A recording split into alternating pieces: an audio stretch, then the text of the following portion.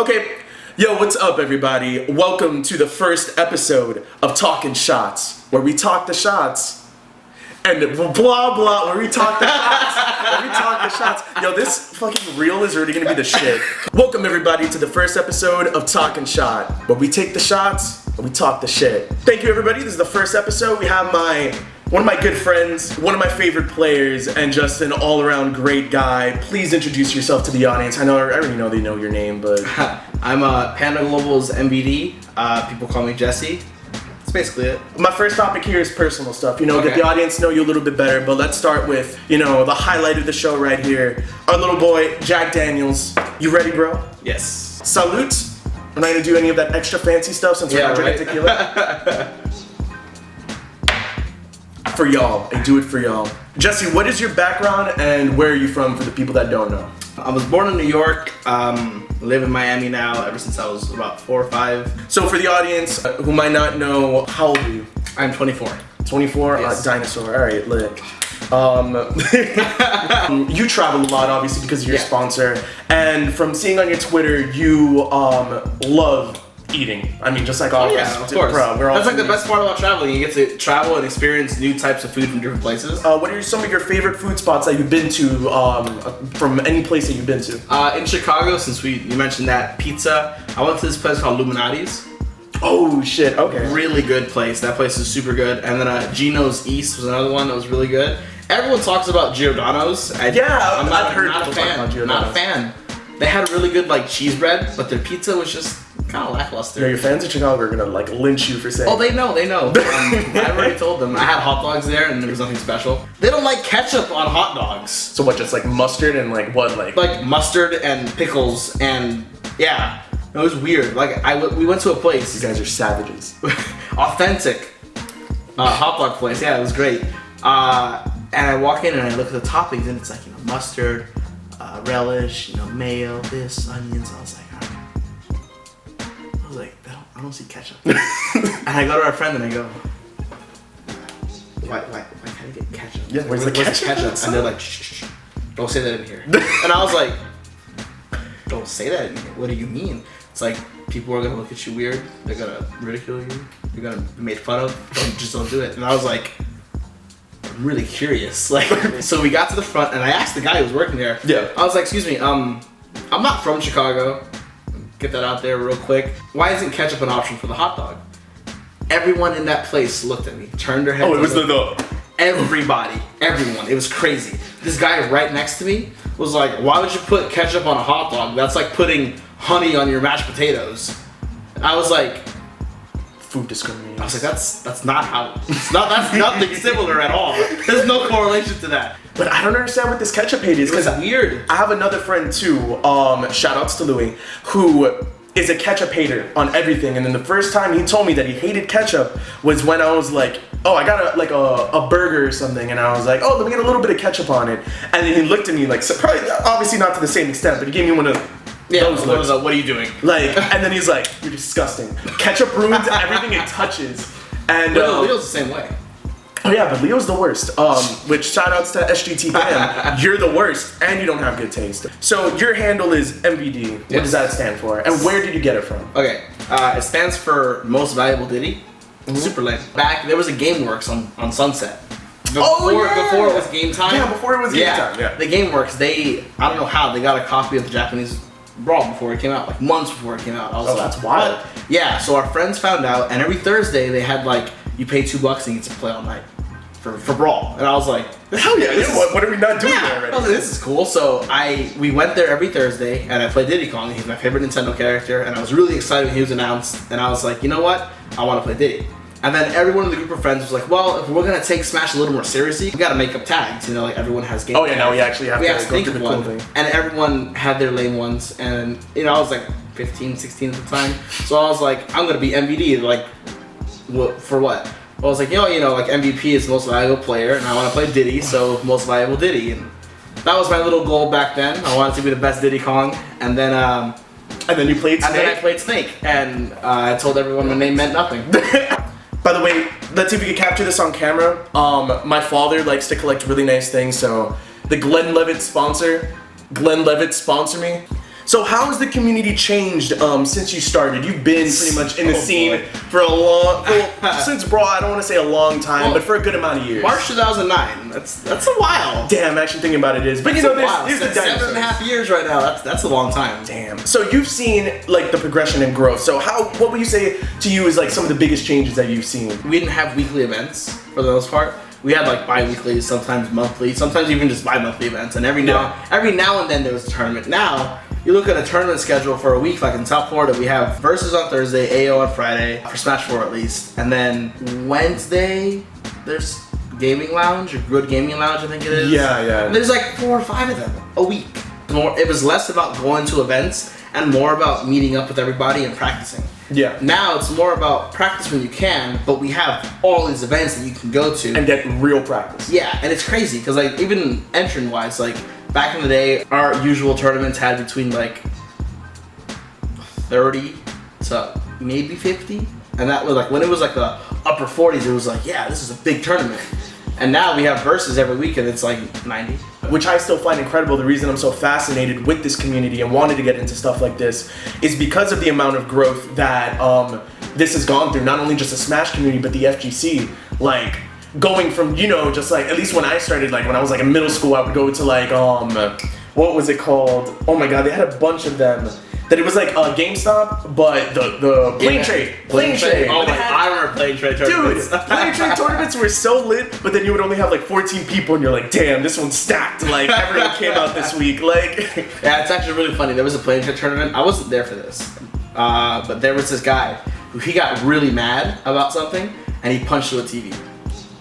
Yeah, no, that's what, like, there's at least, like, I've heard, you can even just, like, look online, like, salt compilations. Salt compilations, like, you see some hilarious stuff. Those are the best. I love when people throw their controllers, or, like, throwing controllers and slamming their hands and then running off. Yeah, like, it's like, you know, pick that up or buy a new one, like, you know, you can't get those anymore. I love it when, like, Street Fighter players, like, throw their sticks. It's like, oh my god. Whoa, those things are expensive, dude, man. That cost is almost as much as your system. Yeah, what are you doing? Oh my god, it's crazy. I've seen people just get so mad and they're just like, oh, yeah, throw a stick, and I'm like the Sanford Kelly one. Like, so bad. That one was so bad. I don't know if you've seen that one. It was oh my god. Shout out Sanford Kelly, but goddamn. Whatever. Internet gold. Nothing but internet gold. Usually I don't really see spoken about in interviews because it's usually, you know, like, more so they're afraid to. So I wanted to talk about some of the controversy within the community, which I think should always be acknowledged, because when you start ignoring it, I think that's really like allowing the behavior to be okay, at least with certain things. But I'll start with the first question, which is one that a lot of people don't really think about, but I recently had, funny enough, I had someone bring it up to me. I was talking about wanting to do a project on the FGC in one of my classes. Like, there's a lot of drug use in the community, but not the typical drugs that people think of. It's not heroin. Instead, this time it's like Adderall or Vyvanse. So what's your opinion in general regarding that? I think things like that should be tested for, and they should be banned. Because, like, a lot of people, they try to make excuses for it. Mm-hmm. But when you say things like that, do you mean specifically like Adderall, Vyvanse, or all drugs across the board? All drugs across the board for the most part, but anything that specifically helps performance, like Adderall, for example, you know, not really fair to everyone else who plays it clean and doesn't do those kind of things. Like, other sports have, you know, drug policy, and people get banned, people get suspended, all this stuff happens. But with esports, people just kind of like, they know it happens, and it's not really talked about much, and people kind of just don't care. Because from the spectator standpoint, they don't care because they just want to see the excitement. Kind of just like in any sport, like baseball, steroids and baseball go hand in hand because people love to see home runs. And, you know, Barry Bonds, Mark McGwire, all those people made the game fun again because they took a lot of steroids, and you can't deny that. They made the game great again, but, you know, it still shouldn't be a thing. And then obviously it's hard to keep up to everybody. You're not going to catch everybody. It's going to be difficult. But there at least has to be some form of risk. Like, the risk reward can't be good for them. Now let's get on to something that actually recently has been a problem, but a lot of people haven't really realized that it's been a problem before, which is sexual harassment in the FGC. It affected our community, but it's affected other parts of the FGC before, where there's been instances where you literally see other players harassing other players' girlfriends on camera. What's your opinion on that in general? Well, I think there have been certain precedents that have been set already in the FGC community. You know, with the one that you briefly mentioned, you know, that person was banned for a year. In the Smash community, we had one happened over the summer, and that guy is banned for a year. Exactly. So I think the consequences are there, and they just have to be enforced. Because a lot of people will rally around these players because they may be their favorite players, and people rally behind them to try to protect them from something for no reason. It's like, why are you defending someone who is already in the wrong, did something incorrectly? And it's like, if they support them, then they essentially support the actions that they committed, and that's not something that the community needs at all. Yeah, players in general, gamers in general, male, female, anybody should be able to go to events safely. Like everyone has their own stuff to deal with and to worry about as it is. Yeah. There's no reason to, come to your safe space, which is the community that you love, and then have an extra element. It's like, no, there's no reason for your safe space to now become an unsafe space. All right, so let's transition next to the next topic, tournament performance. So for this one, let's have a shot. All right, I'm gonna need it for this one. So at the beginning of Smash 4, you were absolutely incredible. And I'm not gonna say were, I don't wanna say were in that context, but I'm gonna say you were placing very consistently, at least when it came also to 3DS, where you were playing amazing with Duck Hunt. And obviously that character, rest in peace, Duck Hunt, man. I used him at SmashCon. Oh, I saw, man. There's been obviously a decline in your placings, which we'll keep it 100 because just gotta keep it fair and honest. So what do you think is it that has kept you from placing the same way that you placed before? I think it's mostly because people just improved. Like, people got so much better. Like, it's crazy. Like, everyone improves, and then the people who weren't placing as well as like I was back in the day, like they got a lot better. For me, I feel like there was just a period of time that I kind of like lost something, and I think it dates back to Paragon last year, which was, I think it was like a year anniversary today. That was when I made it to Winners Finals, played Nairo, and then Game 5, I'm doing really well, I'm winning, and I get spiked randomly.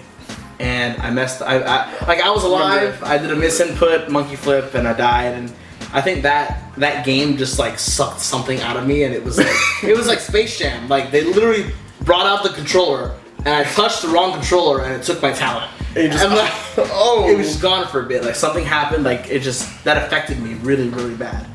And I think eventually, like, I talked to one of my good friends, Shia, about it, and it was recently. We talked about it, talking me to like get back to where I used to be mentality-wise. It was really helpful because he coached Zero at that tournament, and that's where Zero got third. After people were predicting Zero wasn't even going to get top 8 because CEO, he got 9th, and it was like, Evil's going to be harder, so he's definitely going to drown, and Shia absolutely helped Zero a lot, immensely. And I was like, help me too, we're friends. And we just talked for like an hour, and it was really good, shout outs to him. And ever since then, I feel like things have started clicking more.